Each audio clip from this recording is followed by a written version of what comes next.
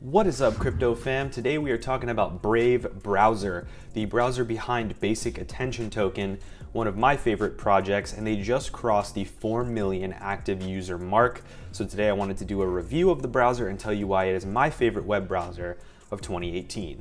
Let's hash it out.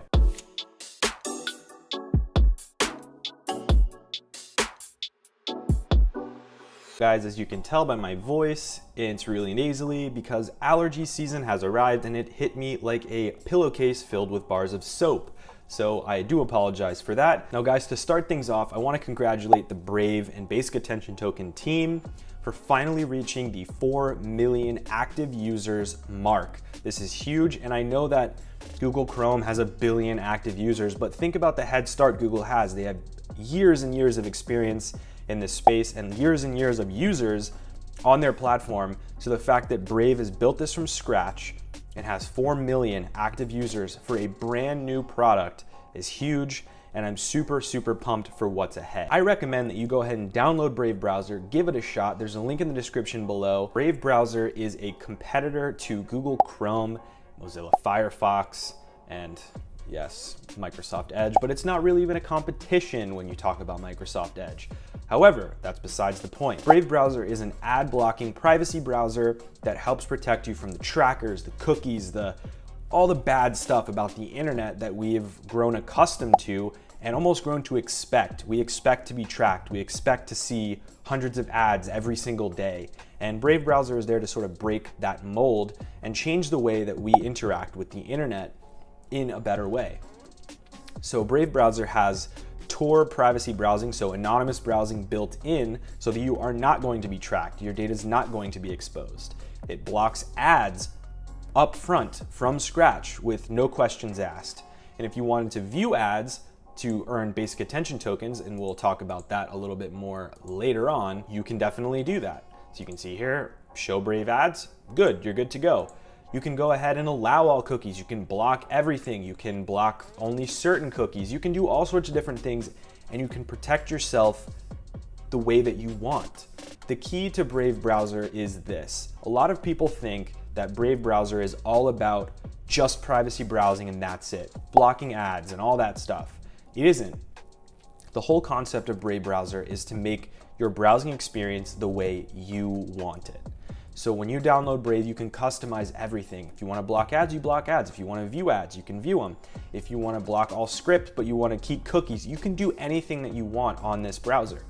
So that's the whole concept.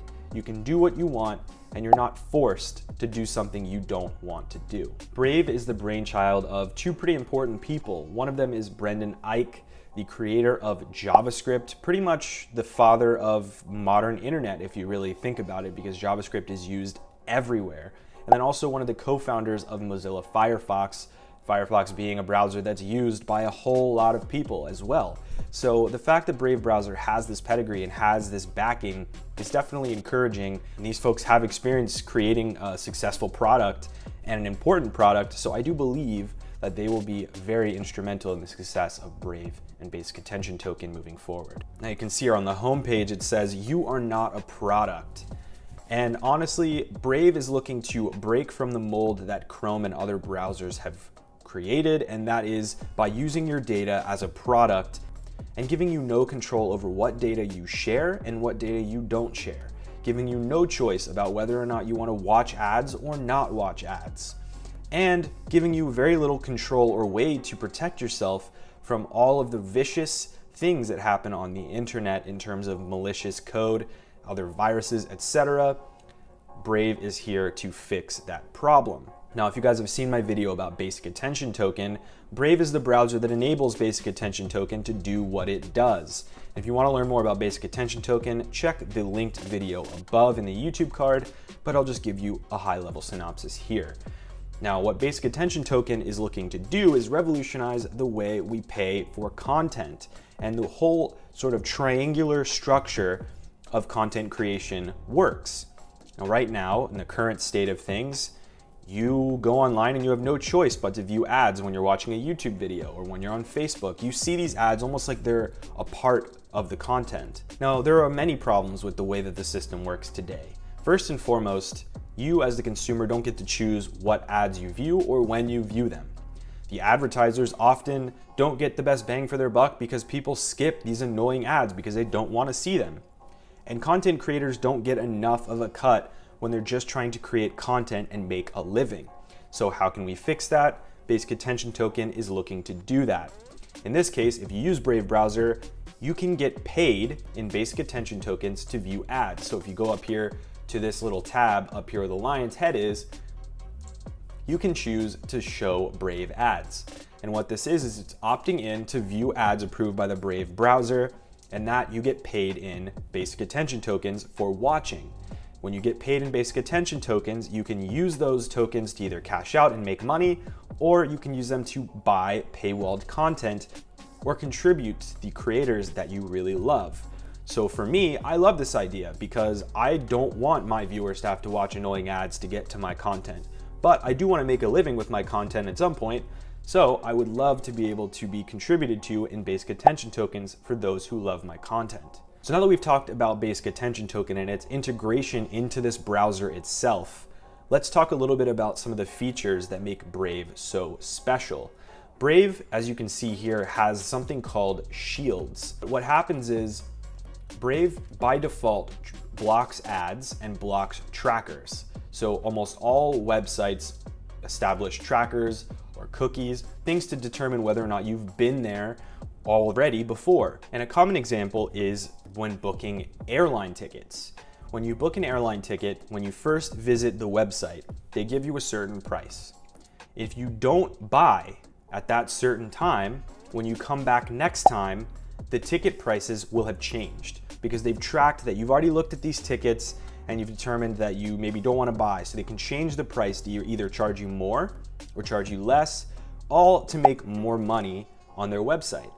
But when you do this on Brave Browser, there is no way for them to track that you've been there unless you physically allow them to do so. So a lot of people are using Brave for this very purpose, to go ahead and buy airline tickets for better prices. So you can see here on my homepage, just in a day of use, it's already blocked 77 trackers, 412 ads, and it's already added an extra layer of security to a few different sites. Now, honestly, this is huge because a lot of people don't even realize how much ads permeate their life, especially while they're browsing the internet. Now, the other thing is that on Google Chrome, everything you do is tracked. And look, I understand that the experience of using Chrome is great for people who are very much integrated into the Google ecosystem. Like myself, I'm on YouTube. It's super easy for me to use Chrome because I'm logged in all over the place across every website super easily. But I've really come to love the privacy that comes with using Brave Browser, and I'm a huge fan of the Basic Attention Token concept. And I've started using Brave Browser as my main daily browser. I only use Chrome for things that I need it for.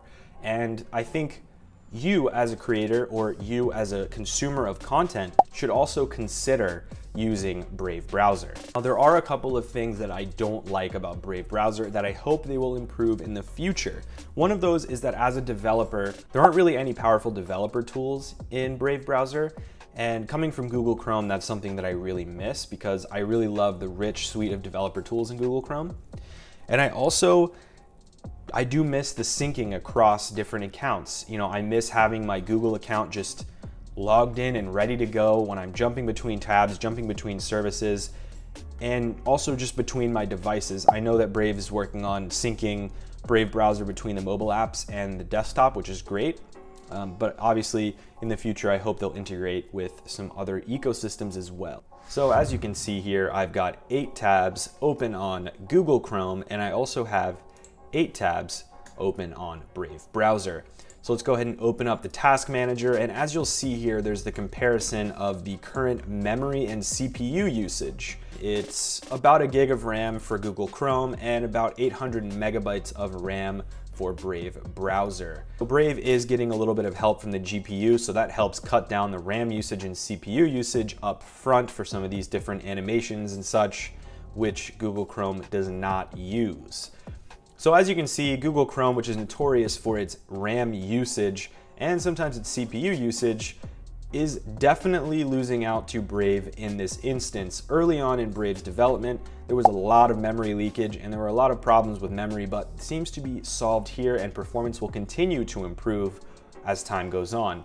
Remember, Brave browser is a work in progress. It's still open source. It's still brand new relative to Google Chrome, so there's a ways to go.